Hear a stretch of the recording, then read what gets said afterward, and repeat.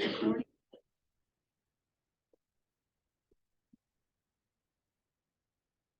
right, so explain the importance of the Battle of Berlin. Was the U.S. involved in this battle? Finally, explain the Yalta Conference. So, how was the Cold War already beginning before World War II ended?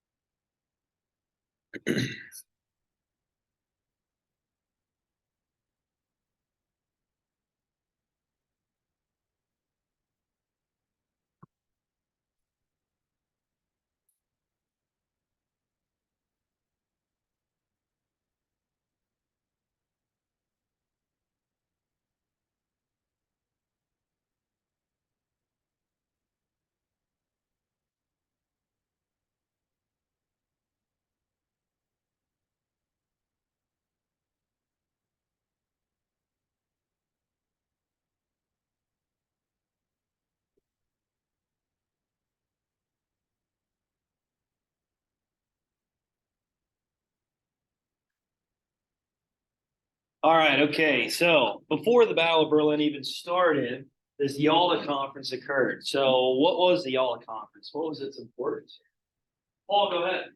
Basically, Russia, Great Britain, and the U.S. discussing on how they were going to take care of Europe and Germany. Awesome. Yeah, good job, right? Good job. So after the war, these powers, these two superpowers that are going to emerge, are already deciding what Europe's going to look like, right? And when it comes to their influence, they're trying to spread.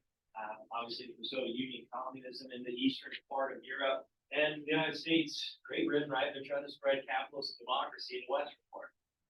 All right, so with that, okay, you can see how this is a race to Berlin. You can see how the goal is already, even before this war is even over, before Hitler even, obviously Germany surrenders. Okay, Hitler died, obviously, but in any case, you can see how this is already ramping up tensions between the two powers. All right, Eastern Europe, okay, like I talked about yesterday, Stalin wants control of. And all these Eastern European countries he wants to have for himself. And wherever the Soviet Union goes, what falls with? All for shoes, for red, yes. Communism, good, good. All right, so communism will fall. Also, you got to imagine for Stalin. Okay, you got to imagine here the Napoleonic Wars, right, in the 1800s, and then you look at World War I. Germany invaded, so did Russia, and then in World War II, Germany invades the Soviet Union. So you can see how Stalin's just sick of all these invasions from the West. He wants to make sure he can have a buffer zone, right, of protection to try to lead into protection from the West. So he wants to control those areas, these countries in Eastern Europe, try to prevent another attack from the West. Can you blame him for that? No, not really, right? And also, you got to imagine too, in the Eastern Front, without the Soviets' help, who knows how this war would have went? They lost over 27 million people. So when he's communicating to FDR and Churchill, he wants this land for the Soviet Union, right? To spread communism, to spread his influence, and at the same time protect themselves. Well, you can't really argue with that. Again, they put up a lot of effort. Okay, without them, who knows how this war would have went. So FDR said, yep, you're good. Okay, you can have all this land. Which a lot of people critique FDR for. It's like, oh, you're a little too easy on Stalin. Again, he brings up some valid points here. All right, at the same time, what did FDR get out of the deal? What did he want? What did he want from the Soviet Union? Still have to fight, right? You still have to fight over the Pacific Theater. What? Help? Yeah, help, right? Against the Japanese. Said, hey, we still got to fight over the Pacific Theater, and if anything, right, we need to have this agreement here to defeat Japan. We need to put an end to this war right here, right now. And Stalin agreed. Stalin agreed.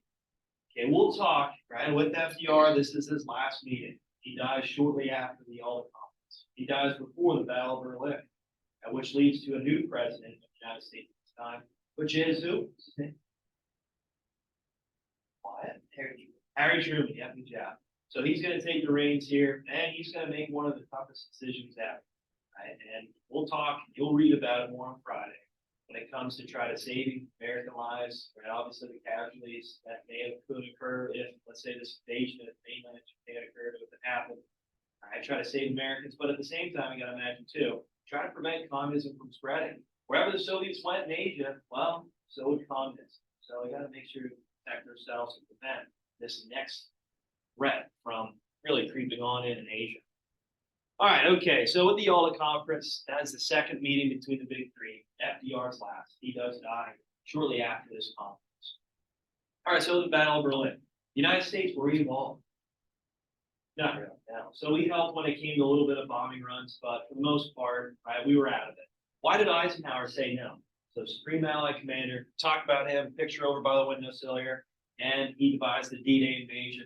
Why did he halt the Allied powers to the west? Why did he halt the United States advancement? But why did he stop them at the gates?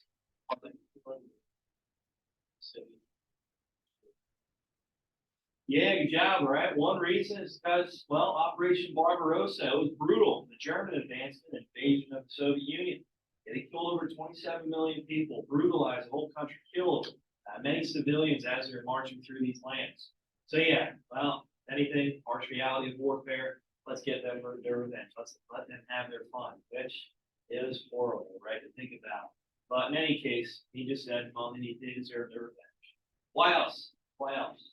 Paul. It would have been too costly. Yeah, good job, right? So we would have expected a lot of casualties, a lot of deaths if we would have invaded Berlin. Okay, we would have expected the worst, really. Because what did Hitler issue? What was it called? What kind of war was this now? Go ahead, Matt. Total war. Total war. Yeah, good job. Our children, the elderly, women are equipped with weapons, strapped with bombs, running into the Soviets, trying to protect the Fuhrer, protect what was left of the Third Reich. So yeah, he said, well, we're going to stop here. So mid-April, this bombing occurred, this constant aerial attacks onto Berlin before the Soviets invaded, which they eventually did towards the end of April. Right? What about Hitler? Where was he at? So, with the reading yesterday, talked a lot about this stuff here. Connor? He was in a bunker. Yeah, the Fuhrer bunker, right? Right underneath Berlin. He was trying to hide out, trying to hold on as long as possible. But the Soviets were coming in different types of ways. They sent everything they got. They wanted to finish it right here, right here.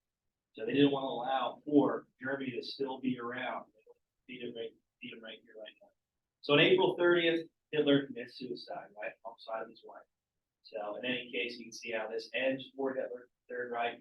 And just a few days later, okay, May 2nd, 1945, the Soviets hang the flag over the Reichstag, the government building. Yeah, I showed you that picture yesterday. Oh, it just so happened yesterday was May 2nd. Crazy, crazy. All right, but Victory in Europe Day, when was it? State. Victory in Europe Day. What is it? Why? Not April, May. May 8th, yeah, good job. So Churchill puts up the peace sign. In all reality, it means V for victory. V for victory, right? So the peace sign comes up. And everybody celebrates around the world. Right? United States, Great Britain, the Allied powers, right? We all realize that finally the Third Reich, so Germany is defeated.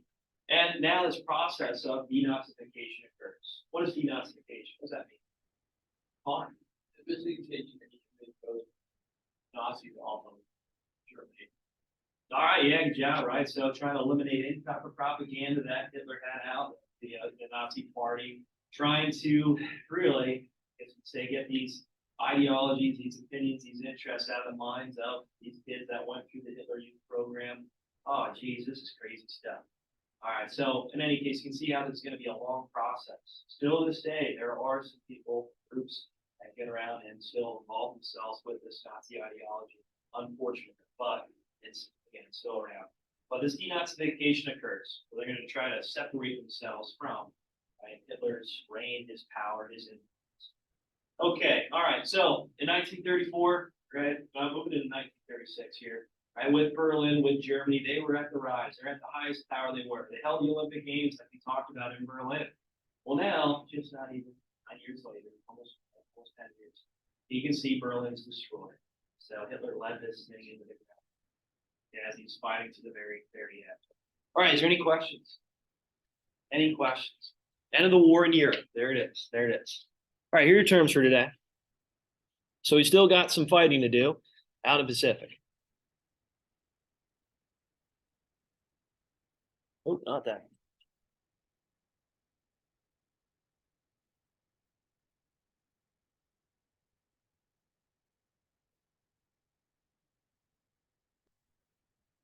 All right, so you got the Navajo Code Talkers. All right. Battle of Iwo Jima, Battle of Okinawa, and kamikaze. Oh, geez, kamikaze pilots.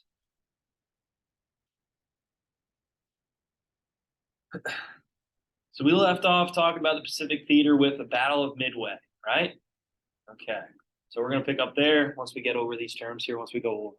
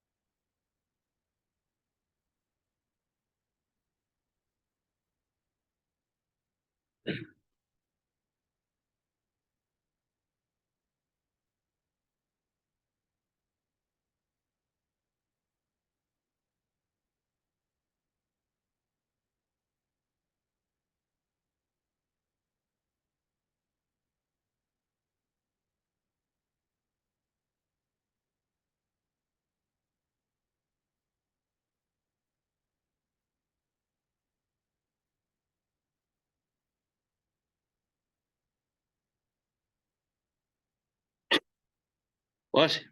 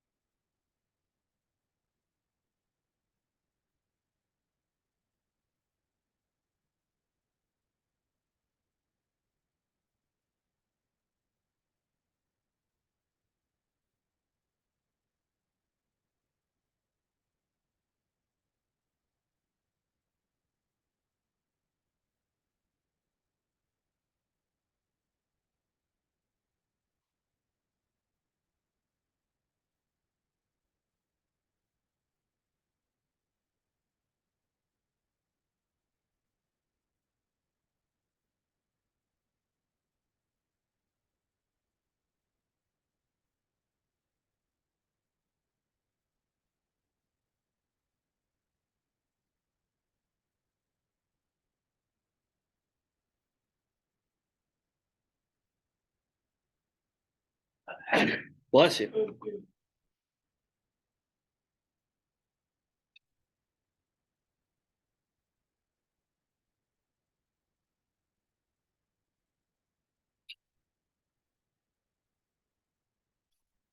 All right, so we left off talking about the Battle of Midway, right? What was so important about that battle?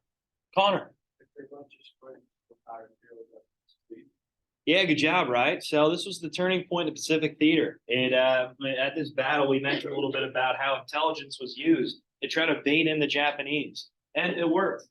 We sunk their whole fleet pretty much. The majority of the battle happened and occurred within 20 minutes, right, where we laid a lot of destruction on a lot of their aircraft carriers, destroying 4 of them, and continue to grow and expand out in the Pacific.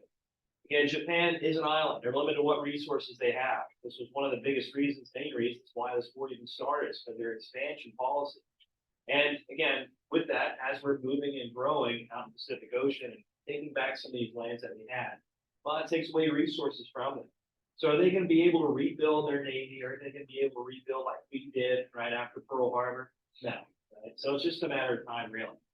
Okay, but in any case, they're not going to give up, because what was that code that they followed strictly, that they followed to the very end? Connor? The Shield code. Yep, good job.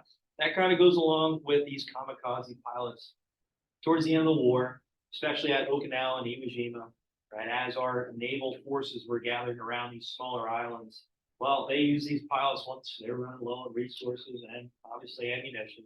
They would literally fly their planes into some of the ships, battleships, and even defenses that the U.S. had, right, in order this last ditch effort, okay, try to stop this advancement of the United States. So suicide bombers, literally, right, and they were doing it in the name of Japan, right, the Imperial Army.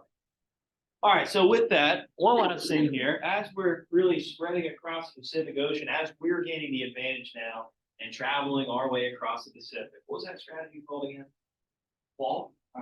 Island hopping, yeah, good job. So it says in the name, we're traveling island to island, pushing Japan back to their mainland, right? In order to do that, though, we need to have a means of communication which the Japanese would never pick up on. Okay, something that they couldn't crack. Which, what better way to, what better language to use than something that was native in the United States, right? So Navajo code talkers were one of our advantages at the Pacific Ocean, sending and relaying these messages hidden within their language. Only a select few people know how to speak it, right? Descendants from the Navajo Native Americans. So with these codes, with these strategies that are being beamed across the Pacific Ocean by radio, well, chances are the Japanese are listening into it. But how are you going to crack this code if you don't know the language? Again, a lot of our generals, a lot of our officers didn't even know this. They couldn't crack it. And it just so happens that they allowed the Japanese to continue to maybe try to crack this even after the war, which eventually they did, put us in the 1960s. So it was like, wow, this is crazy to show exactly how this language was so, I guess you could say, discreet and rare that they couldn't really pick it apart. So Navajo code talkers were really along for the ride when it came to communications, when it came to relaying these messages of plans and strategies, moving island to island across the Pacific Ocean. Again, the Japanese were listening to it, but they couldn't crack the language. They couldn't crack the code. So their significance on the battlefield really just shows, again, the diversity of the United States. How it can use these diverse groups, populations to help us when it comes to warfare. In this case, the Navajo code talkers, they're very successful at relaying this information, just using their language. All right, so that's something important to note. Okay, so this was the height again of the Japanese controlled occupied areas all throughout Southeast Asia and the Pacific. Well, after Midway, okay, the Battle of Midway, the United States is going to be pushing Japan back with these island hopping strategies. So where are they going to go first? Well, they're going to push to try to capture this territory that we had before, right? That we lost in 1941, 1942. What was that island chain that we mentioned? We talked about. The U.S. had it ever since the Spanish-American War. Matt, the Philippines. Yep, good job. Who said he'll be back? The Terminator. What was that guy's name? The Terminator. Said, I'll be back once they got pushed out of the Philippines. He fled to Australia. Now he's coming back with a vengeance. Connor. No, he's over in Europe. Alana? Yes, MacArthur. Good job. So MacArthur does come back and they capture the Philippines. The United States, eventually, it takes a lot of time. Again, the Japanese are fighting to the very, very end. And again, as they're doing so, well, there's very little prisoners of war. There's very little men that are captured of the Japanese because they'll fight to the very, very death. So this is one of the reasons why, again, when we get to Okinawa and Iwo Jima, which might be more tomorrow, okay, this just symbolizes why we have to use the atomic bomb, because the Japanese just won't give up. And if they're going to defend their mainland, well, this is going to be really, really, really a challenge for us when it comes to invading the mainland. They're estimated up to 8 million casualties, 8 million deaths. Okay, over 2 million U.S. soldiers that would probably be killed if we invaded the mainland. Right, I'll talk about that more tomorrow. But with capturing the Philippines, this is just showing that we're getting closer and closer to the mainland of Japan. We're taking away their influence, and at the same time, this is allowing for the U.S. to get close enough to continue with these bombing runs over Tokyo and many key industrial areas all throughout Japan. All right, so with the Philippines, it takes a while. All right, I'm not going to say we just came marching in and took it away from Japan. All right, they hunkered down and used their environment to their advantage. They set a lot of traps to a point where many U.S. soldiers suffered and died into walking into these traps that the Japanese had within the environment. So it was a different style of fighting. Again, the Japanese would fight to the bitter end.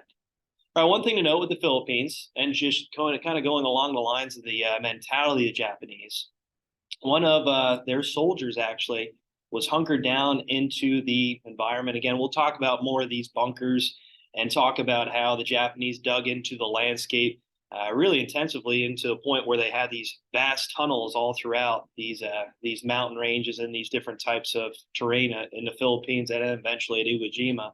That there was one man that literally thought the war was still going on till the 1970s. Geez, almost 30 years, close to 30 years after the war was even over, a little bit longer than 30 years, right? Here he thought that this war was still going on. He was still in the Philippines running around thinking that the United States was invading the island, that they had to defend it. So much so that they had to bring his commanding officer to the land to say, hey, we're done. It's over. The war's been over since 1945. Let's calm down. But he didn't believe it. So he actually had a couple of assaults on the people, killing a few people, thinking that this war was still going on. So you guys get a chance, maybe look into that, okay? Happened in the Philippines, this guy still thinking the war was continuing on. But again, it just goes to show the mentality of the Japanese.